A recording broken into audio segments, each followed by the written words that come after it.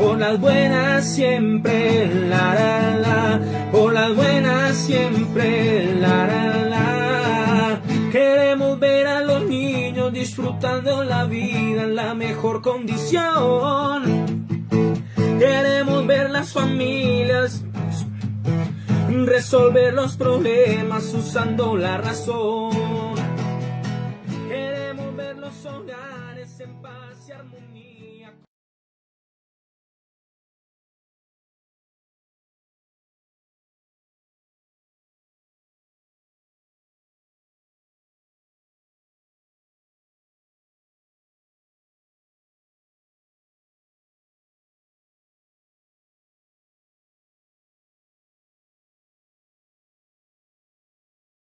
Muy especial a todos nuestros queridos oyentes que se conectan a esta hora a este programa radial llamado Por las Buenas Siempre, un programa radial realizado por el proyecto Buen Trato a Niños, Niñas y Adolescentes de la Arquidiócesis de Medellín y que se transmite acá en esta emisora El Minuto de Dios.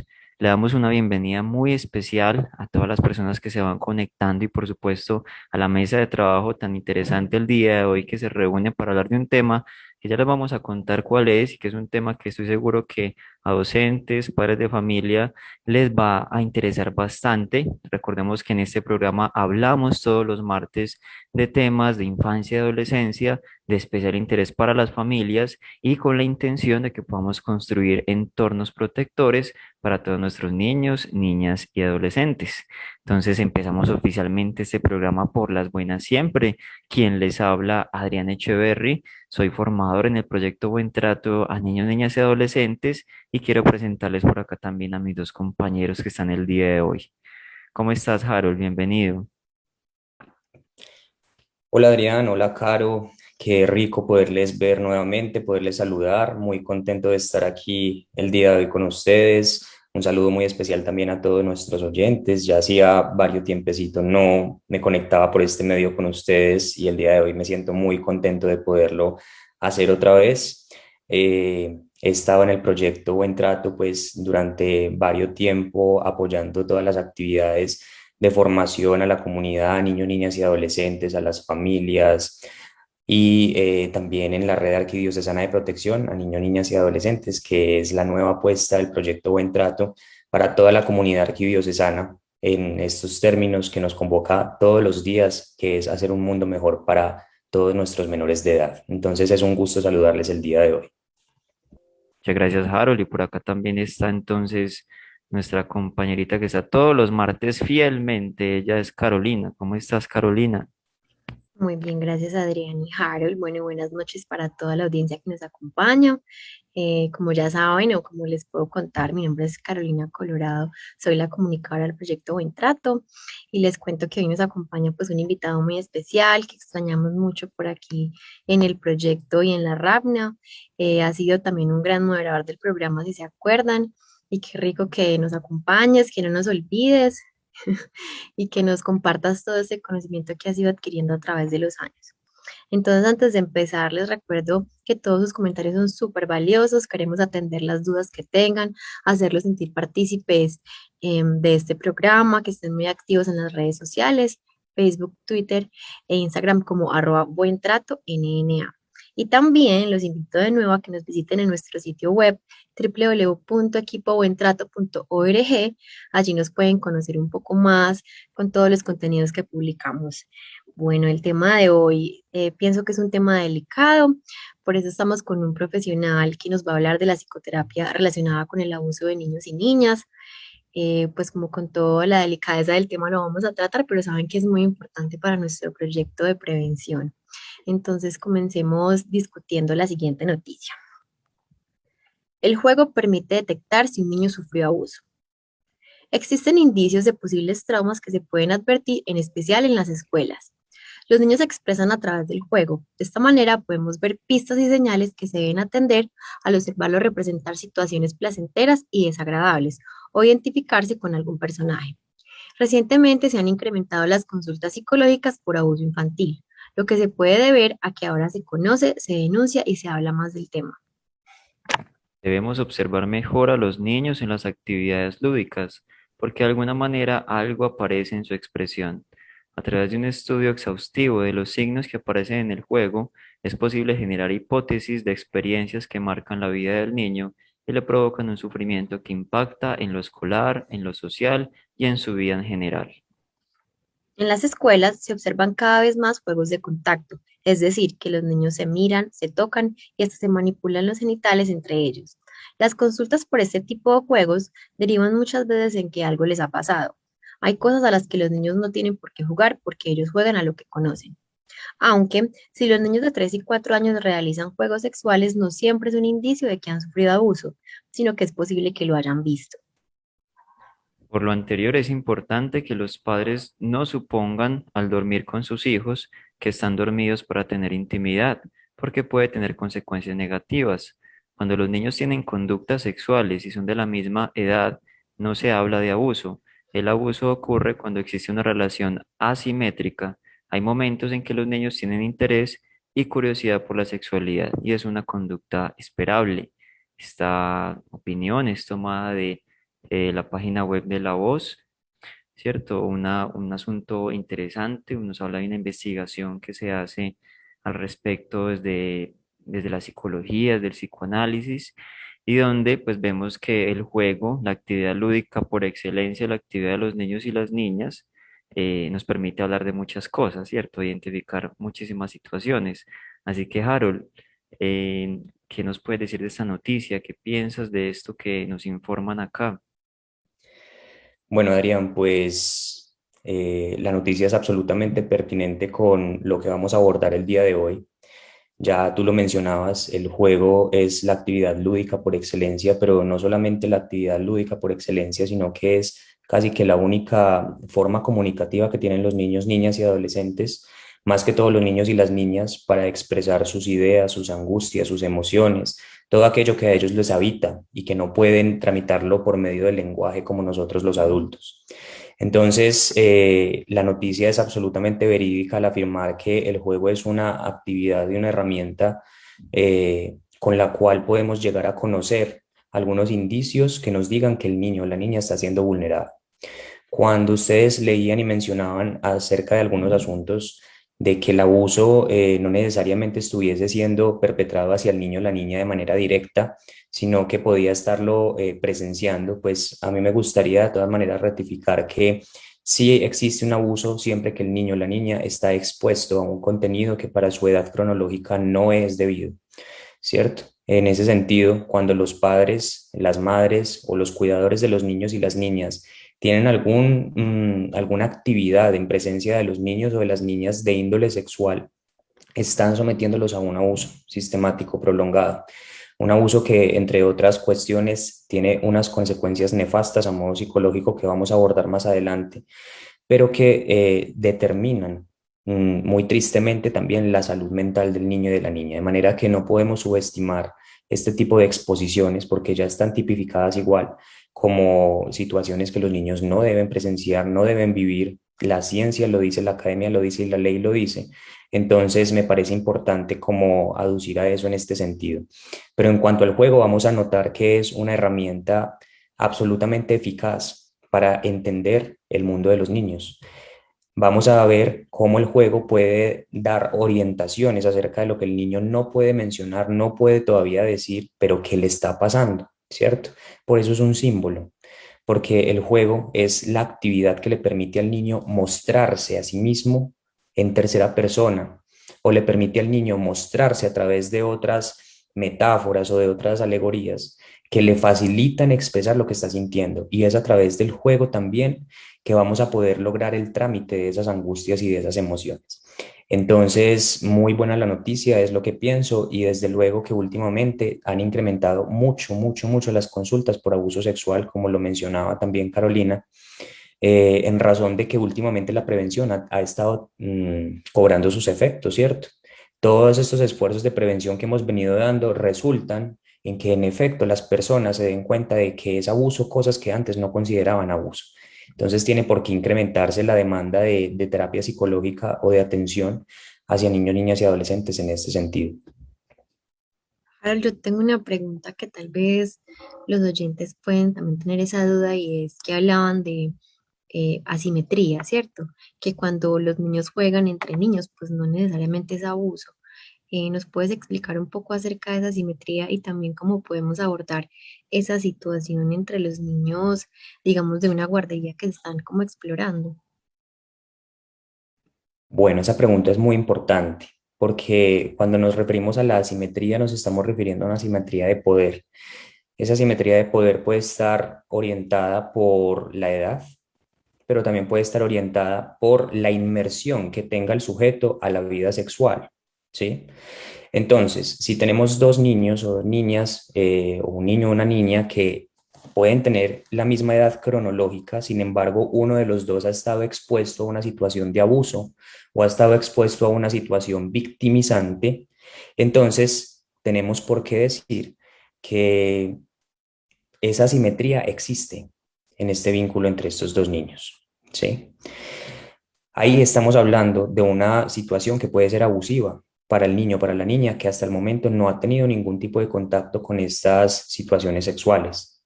Entonces, sí entra a ser una consideración de riesgo. Es diferente a la exploración normal de los niños y de las niñas, que no están ninguno de los dos en una ubicación de poder sobre el otro.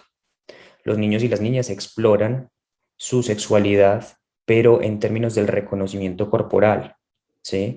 De saber qué tienen los niños, qué tienen las niñas, de saber, por ejemplo, qué genitales están aquí, qué genitales están allá. Todo esto de la exploración es absolutamente normal, pero cuando son conductas sexualizadas ya no es normal. Y podemos estar pensando que un niño o una niña, sin intención, desde luego, porque los niños no tienen esta intención de ser abusadores, está manifestando más bien una situación que a él mismo le pasa o que a ella misma le pasa. Entonces ahí sí tenemos que estar pensando seriamente sobre el otro niño que está siendo tocado, que está siendo explorado, que está siendo visualizado por un par, porque aquí podría generarse una situación de abuso victimizante. Muchas gracias, Harold, por esa respuesta. Espero que a todos les haya quedado muy claro. Y bueno, para el proyecto Buen Trato es muy importante saber por las buenas siempre qué opinan las personas en las calles con relación a la temática del día. Entonces les compartimos la pregunta que realizamos, que fue, ¿cómo cree usted que es la psicoterapia para niños abusados? Entonces a continuación las respuestas. Muy buenos días. Considero que la psicoterapia de un niño que fue presuntamente abusado inicialmente es abordar las afectaciones emocionales como psicológicas, evitar hacerlo sentir culpable, evaluar su desarrollo psicosexual, sus autoesquemas, emociones, pensamientos, hacerle sentir que está protegido. Es importante evitar abordar a profundidad dicho evento, de esta manera previniendo la revictimización. Hola, mi nombre es Esteban Agudelo, soy psicólogo y considero que en la psicoterapia de niños y niñas que han sido víctimas de abuso sexual es importante trabajar en la restauración de los vínculos, también en la identificación de riesgos y trabajar en la desculpabilización que pueden llegar a sentir cuando estos hechos se presentan y cuando a raíz de las amenazas, de los temores infundidos o de los chantajes se ven obligados a guardar silencio. Bien, el proceso psicoterapéutico para un niño abusado, pienso yo que debe partir primero del tipo de abuso, determinando este tipo de abuso que haya experimentado, porque es diferente para todos. También se puede determinar el tipo de intervención para estos niños. Básicamente el objetivo general podría ser integrar e intentar acompañar a este niño a que resuelva esas situaciones que vivió de abuso y que ahora están afectando su desarrollo. La psicoterapia con niños abusados creo que la debe realizar un especialista en esta área, profesionales que procuren no revictimizar a los niños, que utilicen estrategias puntuales como el juego, la entrevista, a través de la creatividad, la empatía, que posibiliten así una buena exploración, un buen diagnóstico, una buena rehabilitación. Creo que estos son los elementos puntuales que debe tener una psicoterapia con niños abusados. Inicialmente, identificando la urgencia con la cual llega el menor. Se realiza un trabajo de ayuda al niño para integrar y resolver las experiencias que afectan sus vínculos con el otro. Se pretende recuperar la confianza en sí mismo, evitando que el niño se quede con alguna etiqueta de víctima. Al igual, se debe realizar en conjunto un acompañamiento psicoorientador con la familia. Bueno, en esas respuestas las personas nos dicen muchos términos, Harold, nos dicen rehabilitación, revictimización, restauración, ciertas palabras que puede que no todos conozcamos, incluso la palabra de vínculo. Esas son palabras que yo creo que usan pues como no todas las personas. Me gustaría que nos cuentes un poco qué opinas acerca de estas respuestas. También yo pienso que hay personas que pueden creer, bueno, la psicoterapia para niños abusados puede ser simplemente escucharlos o solamente hablar con los papás o solamente hacer que dibujen. Entonces pueden haber muchos mitos como alrededor de esa psicoterapia. Entonces me gustaría, bueno, que comenzaras contándonos un poquito de estos términos y también qué puede creer la gente que es esa psicoterapia. Listo, sí, Caro. En efecto, yo planeaba como dar un recuento de esos términos que las personas mencionaron porque me parece que dieron en unos puntos muy claves sobre lo que tiene que ver la psicoterapia con víctimas de abuso sexual. Eh, Mencionan resignificación. La resignificación es importante en la medida en la que es lo que va a permitir que ese trauma o ese suceso traumático tome otro sentido en el psiquismo del niño y de la niña. Es decir, que no permanezca tal cual como en el momento en el que se instaló, sino que empiece a generar un viraje en el cual, ya vienen otras palabras que también mencionaron, se erradique la culpabilidad, que es una de las consecuencias más graves que queda de un abuso sexual. También se reelaboren los vínculos, como lo mencionas. Los vínculos es una de las partes que más queda afectada cuando hay un abuso sexual en la infancia y en cualquier otro momento de la vida.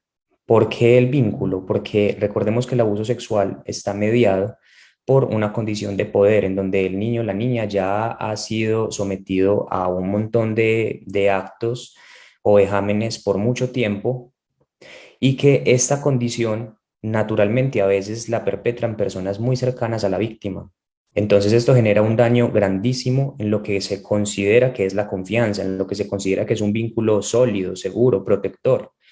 Entonces, cuando tenemos un abuso sexual, tenemos un daño en el tejido afectivo muy grave del niño y de la niña, que le va a impedir generar vínculos normales, con confianza, satisfactorios con otras personas. Entonces, es uno de los puntos más fuertes a intervenir. También mencionaron algo que es súper importante y es la empatía. Cuando tratamos con este tipo de casos en terapia o en consulta, básicamente uno de los dispositivos o de los instrumentos que más nos va a ayudar a este abordaje es la empatía y el vínculo transferencial. Es decir, la confianza, la relación que se teja entre el terapeuta y el niño o la niña va a ser crucial para que el niño o la niña mejore o no. Si no hay un vínculo sólido, si no hay un vínculo empático, si no hay un vínculo tierno, si no hay un vínculo amoroso, entonces va a ser muy difícil que ese tejido afectivo empiece a reformularse nuevamente. Es básicamente el vínculo lo que empieza a generar sanidad también a los niños y a las niñas y a todas las personas víctimas de abuso sexual en su infancia. Entonces, veo que las personas a las que indagaron están muy doctas en este sentido porque dieron en unos puntos muy, muy claves para el abordaje de este fenómeno. Muchas gracias. Bien, Harold, definitivamente personas muy capacitadas también ahí nos ayudaron con la Vox Pop para tejer esos primeros elementos que ya estás hablando y que ahora pues es importante que retomemos entonces, pasando la voz de la experiencia y que hablemos de lleno de este tema, ¿cierto? De cómo es el tema de la psicoterapia a víctimas de abuso sexual.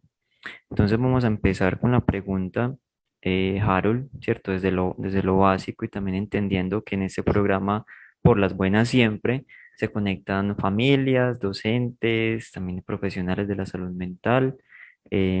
Para todos y para todos los que nos escuchan, Harold, ¿qué es la psicoterapia a víctimas de abuso sexual?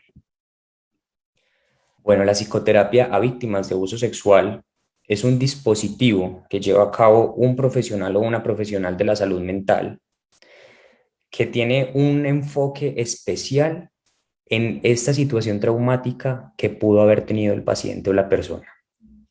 Es decir, como lo mencionaban en la voz pop, no cualquier psicólogo, no cualquier psicóloga puede llevar a cabo una terapia para ayudar a la reformulación o a la resignificación de un evento traumático por experiencia sexual.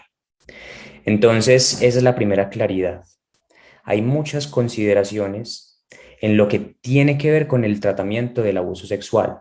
Por eso, una persona capacitada y especializada es el primer requerimiento para que se pueda llevar a cabo. Como son tantas las aristas que resultan como consecuencia de un abuso sexual, entonces hay muchas partes por donde debemos empezar a abordarlo. Y una persona capacitada en el abuso sexual infantil va a saber cuáles son esas aristas específicas que debe atender.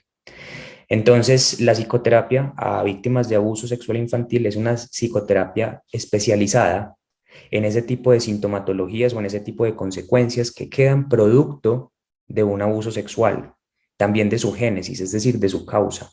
Son personas que van a saber entonces cómo reelaborar la experiencia traumática sin que llegue a ser revictimizante, como también tanto lo mencionaron las personas en el Vox Pop.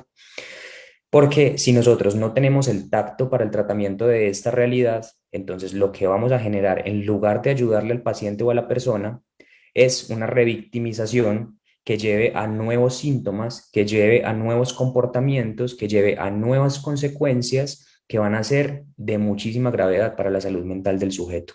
Entonces, una psicoterapia enfocada en el abuso sexual es una psicoterapia que tiene todo el dispositivo científico y académico para poder abordar esta especialidad específicamente, que es muy diferente a tratar cualquier otro tipo de motivo de consulta por el que las personas llegan a psicoterapia. Muchas gracias, Harold. Y bueno, sabemos que el abuso es una de las peores experiencias que un ser humano puede vivir y es súper triste lo común que es en nuestra sociedad y lo difícil que es lidiar con las secuelas, ¿cierto?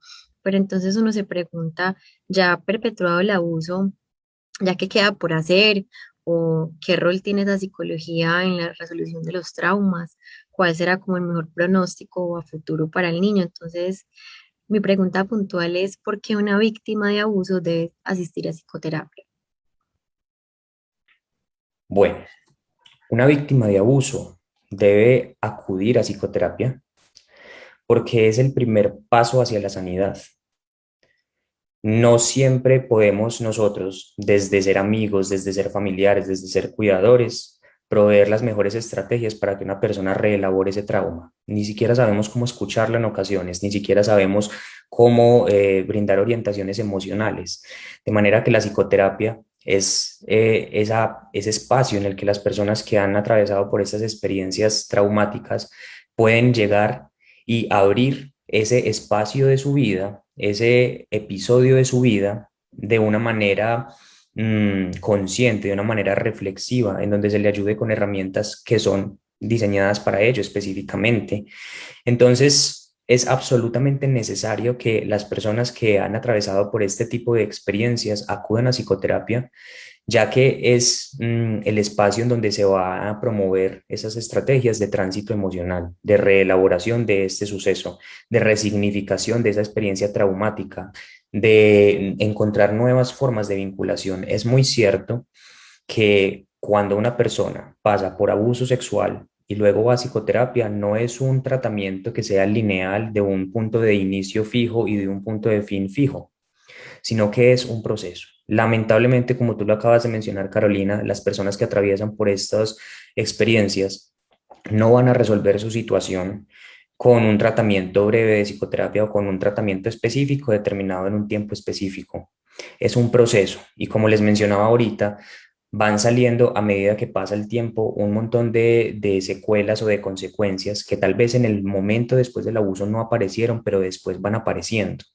¿Sí? Y van apareciendo porque en el momento de la psicoterapia se toca otros asuntos de la vida con los cuales eso tuvo relación. Entonces, cuando podemos abordar estos asuntos en terapia, encontrar esas relaciones, esos puntos que están conectados, entonces es otro, digamos, otro punto más que se desbloquea en la terapia, ¿cierto? Al momento en el que un paciente llega a la terapia por abuso sexual, hay un montón de carga emocional que se siente justo en ese momento respectivo al trauma en específico, pero con el pasar del tiempo, con el pasar de las sesiones del tratamiento, entonces se van dando cuenta que esa carga emocional con el que llegaron al comienzo de pronto ha menguado mucho, pero quedan otros síntomas, otras secuelas, otros asuntos que hay que resolver y que necesariamente no tienen que ver con el hecho traumático como tal, sino con la interpretación y con digamos, con la estructuración mental que se le dio a ese suceso posterior a ese evento. Entonces, cuanto más rápido se haga una vinculación a terapia psicológica por una de estas experiencias, mejor va a ser el pronóstico de la persona que ha pasado por esta situación, ¿cierto? Pero vemos que llegan personas a veces a consulta ya adultas y que han sufrido de estas experiencias en su infancia y ahora cuando llegan a consulta la sintomatología que presentan es muy grande, muy grave y muy exacerbada. Entonces, si un niño o una niña pasa por una situación de estas e inmediatamente puede vincularse a un proceso terapéutico en el cual se le ayude, va a tener muy buen pronóstico en su vida cotidiana, va a tener muy buena mejoría de todo lo que ya hemos estado abordando. Pero cuanto más se le deje pasar, entonces van a hacer cosas que él solito o ella solita tengan que enmendar consigo mismo de la manera en la que puedan y que no siempre es la manera más funcional, que es lo que lleva después a que se revictimicen cuando estén en la adolescencia o en la adultez, generando situaciones de abuso nuevamente, o a que tengan conductas de riesgo, o a que tengan un montón de patrones conductuales que son muy nocivos y muy riesgosos para su propia integridad. Perfecto, Harold. Muchas gracias y definitivamente es importantísimo, ¿cierto? Para todos nuestros oyentes de Por las Buenas Siempre que una víctima de abuso sexual, ¿cierto? Bien sea como lo dice Harold, ojalá, ¿cierto? En esa situación que sucedió en la infancia, que el niño se vincule directamente a un proceso psicoterapéutico, pero aún así muchísimos adultos que durante mucho tiempo han ocultado una situación de abuso, ¿cierto? Por vergüenza, por culpa y que ya llegan a 30, 40 años y nadie sabe que fueron abusados sexualmente, también puedan ingresar a un proceso psicoterapéutico, porque si bien ya no será lo mismo que ingresar de niños o de adolescentes, pues también puede ser algo significativo para restaurar y recuperar la funcionalidad de esa persona adulta. Pero hablando específicamente de los niños, niñas y adolescentes, Harold, cuando claramente sabemos hay una situación de abuso sexual contra un menor de edad, pues se le están violentando sus derechos, por supuesto. Entonces, en estas medidas de restablecimiento de derechos que se inician cuando hay una denuncia de abuso sexual ante una presunta situación de abuso contra un niño o niña adolescente, ¿cómo la psicoterapia entra a apoyar esas medidas, cierto? Que desde la protección se toman como medidas de restablecimiento de derechos. Bueno, cuando estamos hablando del proceso administrativo de restablecimiento de derechos, tenemos que recordar que, como su nombre lo indica, básicamente es donde se le devuelven los derechos que han sido vulnerados a los niños y a las niñas. Es decir, un niño o una niña ha pasado por una situación en donde se le vulneró un derecho en específico, entonces el restablecimiento de derechos va a ser devolverle ese derecho en específico. Cuando estamos hablando de alguna medida de protección, la que sea, y el motivo de ingreso a esa medida de protección tiene que ver con una presunción de abuso sexual, la psicoterapia es indicada de manera inmediata para este caso del niño, niña o adolescente. Inmediatamente que el niño, niña o adolescente ingresa a la medida de protección y se hace una verificación de derechos, entonces lo que se va a hacer es activar un protocolo de violencia sexual, así sea simple y llanamente por una presunción, por algo que dé como un signo, un aviso de que este niño o esta niña pudo haber pasado por una situación de violencia sexual. Entonces, en restablecimiento de derechos, nos fijamos mucho como en ese sentido, porque independiente de que tengamos o no una prueba o una enunciación propia del niño, una revelación de que esto ha pasado, le mandamos la activación de protocolo de violencia sexual. Esta activación de protocolo de violencia sexual incluye la psicoterapia también, como el dispositivo en el cual el niño, niña, adolescente va a empezar a reformular y va a empezar a resignificar su vida después de este suceso traumático. Entonces, siempre está presente la psicoterapia y no solamente para los casos de abuso sexual, sino también de maltrato físico, psicológico, negligencia. La psicoterapia se indica en cualquiera de estos casos porque recordemos que en cualquiera de estos maltratos se ve dañada fuertemente el esquema vincular del niño y también sus autoesquemas, también un montón de consideraciones psicológicas y afectivas en él o en ella. Entonces, siempre está indicada en los procesos de restablecimiento de derechos y con instituciones que estén especializadas en ello.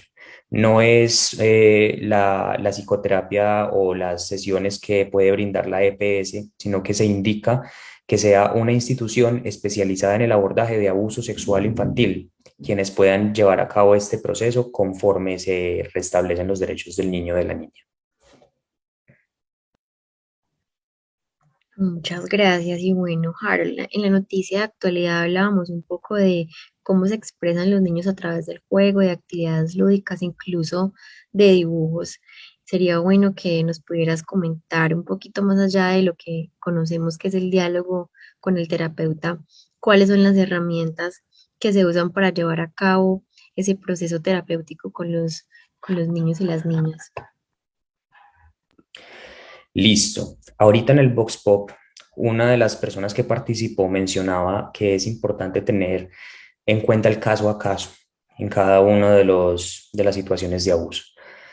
Dos situaciones de abuso no son iguales, aunque hayan sido perpetradas en la misma casa, aunque hayan sido perpetradas por la misma persona. No son lo mismo porque tienen manifestaciones conductuales, sintomáticas y afectivas diferentes en cada niño, niña o adolescente. Es por eso que la terapia para abordar este suceso de abuso sexual va a ser también diferencial en ese sentido. La persona que llega va a ser evaluada y conforme las necesidades específicas que tenga, se van a implementar una serie de estrategias o herramientas y también, dependiendo de la edad que tenga, que le permitan entonces abordar estos fenómenos, pero no es universal en el sentido en el que no podemos pretender o no podemos generar como un estándar en lo que es el abuso sexual cuando realmente las implicaciones han sido distintas para todas las personas. Entonces esa es la primera consideración. La terapia para abuso sexual también es del caso a caso. Cuando estamos hablando de niños, niñas y adolescentes, el juego es un dispositivo que por excelencia permite la reelaboración de esos sucesos. Cuando a veces escuchamos ahí en el sentido común, que es que, pues llevé al niño al psicólogo, a la psicóloga, y lo único que hizo fue ponerlo a dibujar o ponerlo a pintar o a jugar, jugaron toda la sesión y no hablaron de nada. Pues en efecto, eso es lo que se tiene que hacer, porque es que los niños todavía no pueden hablar de nada, ¿sí? Entonces eso es importante que lo entiendan todos los padres de familia que nos están escuchando y todos los cuidadores. Los niños en los primeros momentos de la vida no tienen un lenguaje verbal esclarecido, no tienen un lenguaje verbal que les permita enunciar todo el nivel de angustia que sienten. Es a través de otras cosas simbólicas que ellos van a poder hacerlo. A un niño le va a quedar mucho más sencillo representar a través de un juego de muñecos, de muñecas, de dibujos o de otras cuestiones que se le pongan una situación traumática que él haya vivido, que hablar abiertamente de ella. No va a ser capaz de pasarlo por el filtro del yo, ¿sí? Pero en cambio sí va a ser capaz de enunciarlo por medio de un cuento en el que no se está refiriendo sobre él mismo, por medio de una ilustración, por medio de un juego. Entonces, ese es el primer abordaje. El primer abordaje es que con los niños y con las niñas nos aproximamos al símbolo. El símbolo nos va a permitir reconocer la magnitud del daño, nos va a permitir realmente cómo está afectándose el proceso psicológico del niño en ese momento en específico. Nos va a permitir reconocer qué puntos específicamente de ese suceso tan traumático y tan terrible es lo que al niño más le está generando dificultad conciliar en su vida, ¿sí? Pueden ser miles de cosas, miles de cosas. Puede ser que estén sintiendo culpabilidad de sí mismos, puede ser que estén sintiendo falta como de apoyo o que hayan sentido en algún momento abandono por parte de sus cuidadores, puede ser que estén teniendo conductas sexualizadas, hipersexualizadas. ¿M? Entonces, para cada una de las indicaciones con las que un niño, niña, adolescente llega a terapia, las consideraciones de tratamiento van a ser también particulares a su caso. Se trabaja mucho desde la psicología cognitivo-conductual para los casos en los que los niños, niñas y adolescentes han quedado con una carga de excitación alta, producto de esos sucesos traumáticos, y que entonces tienen conductas sexualizadas, como por ejemplo masturbación compulsiva, como por ejemplo tocamientos a otros niños, niñas y adolescentes, como por ejemplo exhibicionismo, como por ejemplo juegos sexualizados con sus juguetes, agresiones a otras personas o a animales. Entonces, cuando estamos hablando de esto y que tenemos unos casos que son realmente fuertes, en donde la niña o el niño realmente no remiten y no remiten y no remiten estos síntomas, entonces la psicología cognitiva conductual ayuda mucho con herramientas específicas de la conducta a mejorar estos procesos. Es importante ir induciendo en estas terapias a la vía del diálogo y de la palabra, porque paulatinamente, cuando uno empieza a jugar con los niños y les va mostrando símbolos y les va permitiendo la expresión en estos escenarios, paulatinamente ellos se van dando cuenta que es las palabras lo que les va haciendo sentir mejor, ¿sí? Cuando ellos entonces empiezan a hablar y ya no solamente a través del símbolo, sino sobre su historia personal, como yo viví esto en este momento, esto sucedió, esto pasó de esta y de esta forma, estamos logrando que este niño o esta niña reelaboren el trauma. El trauma no se va a desaparecer, siempre lo van a recordar, siempre va a estar ahí como una cicatriz, pero lo que sí vamos a poder generar es que esa cicatriz tenga movilidad, como una cicatriz que tú te hiciste en algún lugar de la piel y que ahora no genera molestia, no genera dolor, tiene flexibilidad la piel, más no que sea una cicatriz que limite el movimiento, como cicatrices que a veces salen en coyunturas o en algunas partes que entonces ya no te permiten mover más la mano o el codo. Eso es precisamente lo que buscamos en la psicoterapia, que esa cicatriz sea flexible, que esa cicatriz pueda generar un buen pronóstico para la vida funcional del niño o de la niña. Bien, Harold, qué importante este proceso psicoterapéutico. Entonces, recordemos acá nuestros oyentes de Por las Buenas Siempre, que estamos con el psicólogo Harold Bedoya, que nos está hablando de ese tema tan importante y donde con todo eso que nos ha mencionado el día de hoy, nos queda bastante claro de que es completamente necesario, pertinente, de que las víctimas, bien sean niños, niñas o adolescentes o también adultos, que hayan sufrido abuso sexual en su infancia, asisten a este proceso psicoterapéutico, donde, por ejemplo, con los niños y niñas se ofrecerán una serie de herramientas, ¿cierto?, especializadas por profesionales que están totalmente capacitados para atender estas situaciones, y donde también entonces, Harold, en ese tratamiento, donde se aspira justamente a que esta cicatriz pueda ser más móvil, a que este hecho traumático, si bien no va a pasar por el olvido, va a estar siempre ahí, pero la idea es reelaborarlo. Entonces, Harold, ¿cuándo finaliza el proceso psicoterapéutico? Si es que finaliza, o en qué momento podríamos decir, podemos llegar a un término, ¿cierto?, para esta persona que asiste a la intervención. Bueno, esa pregunta es muy linda. Esa pregunta es muy linda y yo creo que no solamente aplica para los casos de abuso sexual, sino para la psicoterapia como tal. ¿Cuándo se acaba un proceso psicoterapéutico? Bueno, yo lamentablemente no tengo una respuesta concreta para eso, porque cuando uno inicia un proceso terapéutico, inicia un proceso, ¿sí? No es como tal una situación de inicio y de fin.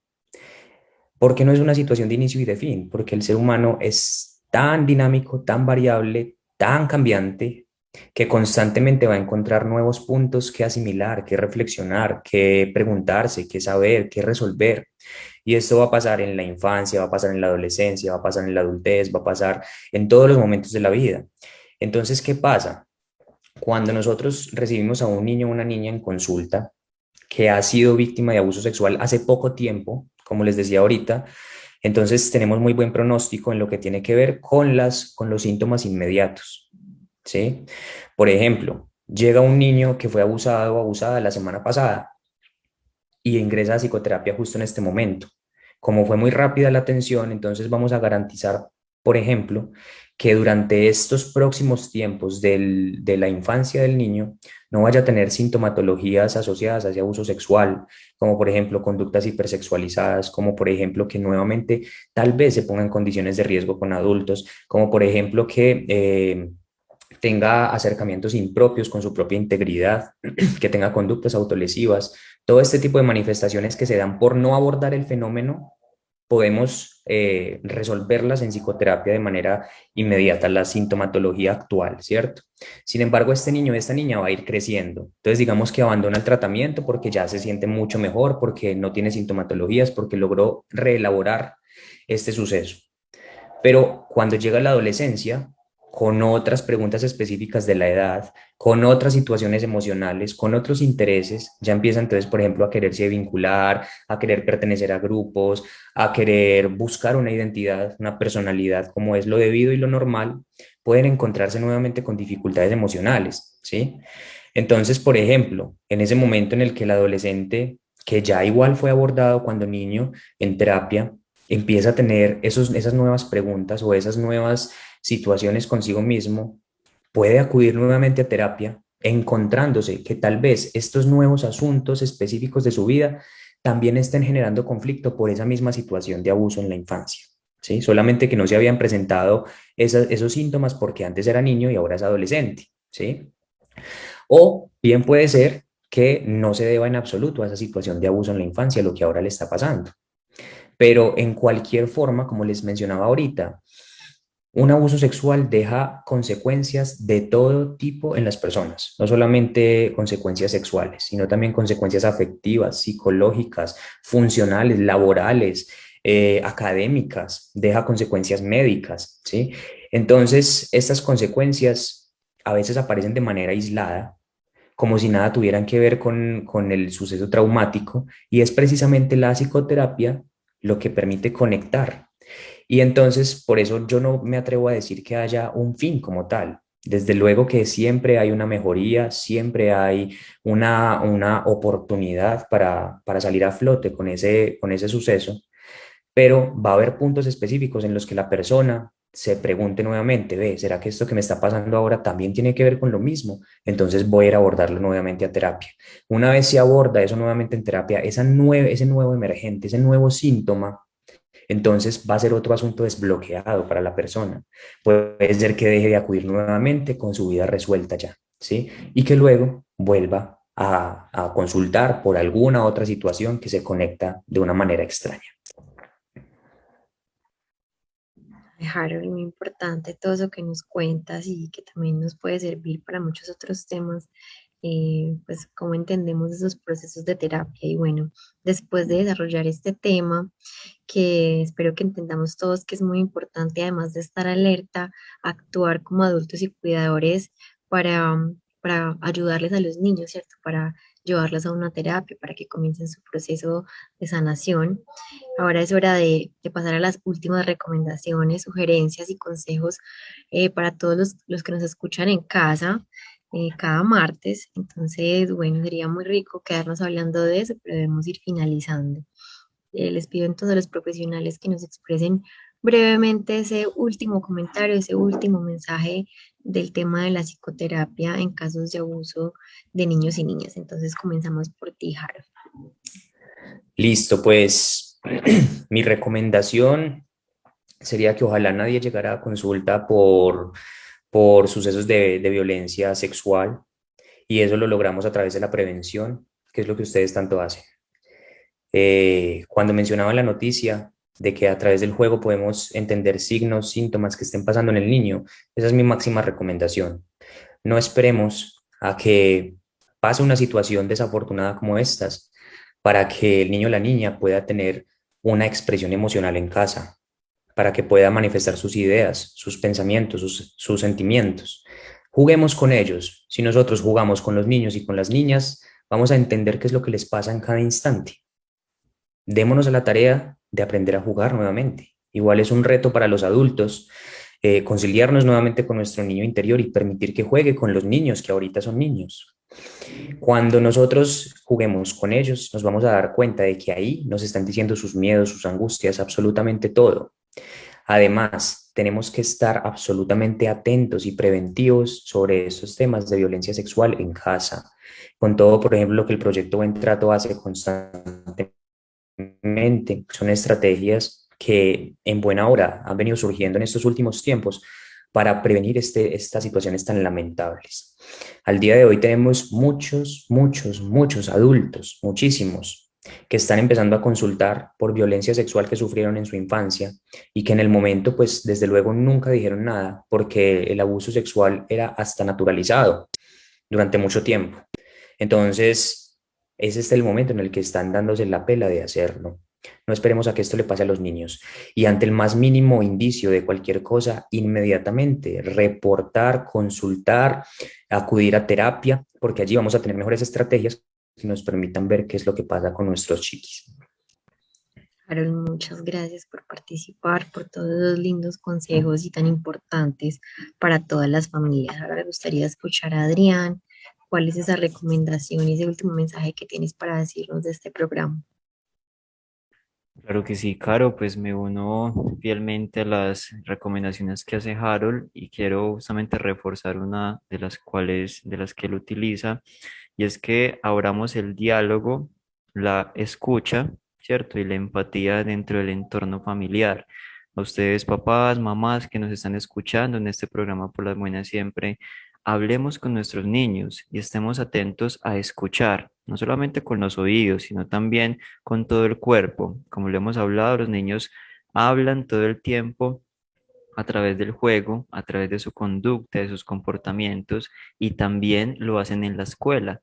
Entonces, para esos docentes también que nos están escuchando, y de nuevo los cuidadores como papás y mamás, la recomendación es que escuchemos qué es lo que están diciendo nuestros niños, porque si no los escuchamos y los etiquetamos y los juzgamos cuando ellos nos quieren hablar, pues si en algún momento sucede lamentablemente una situación de violencia sexual contra ellos o ellas, no nos la van a contar.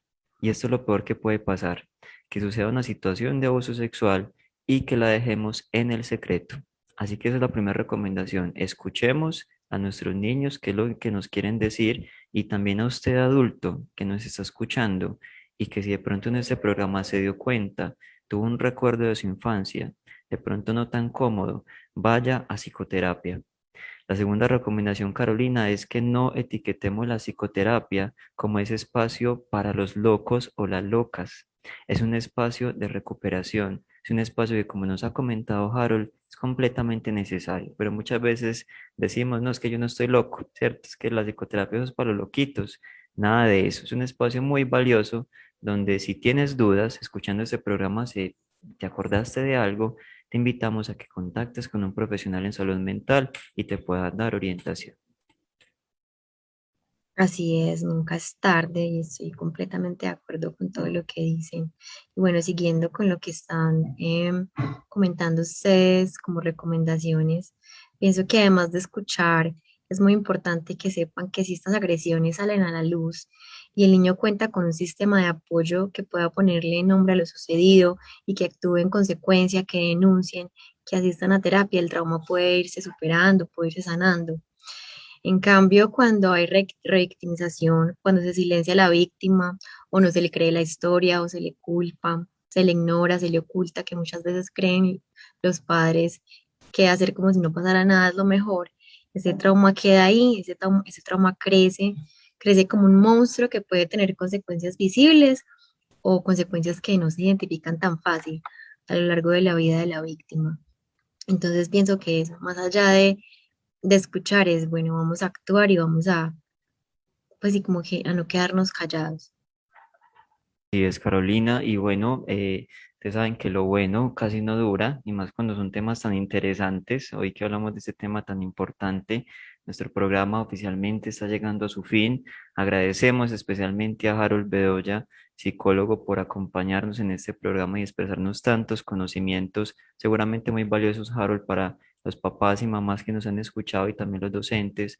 A ti, Carolina, también muchas gracias por participar de este programa y por supuesto gracias a ustedes, nuestros fieles oyentes que todos los martes se vinculan a nuestro programa para que sigamos todos aprendiendo sobre la prevención, sobre cómo podemos prevenir este asunto del maltrato infantil y el abuso sexual de niños, niñas y adolescentes. Tenemos que seguir aprendiendo todos y todas como comunidad arquidiocesana para que sigamos fortaleciendo los lazos, por supuesto, entre todos y construyamos entornos protectores. Y recuerden, muy importante, dentro de 8 días también acá los esperamos para que sigamos hablando mucho más temas interesantes en este programa llamado Por las Por las Buenas buenas, Siempre. siempre. Chao, chao. Gracias. Chao, gracias.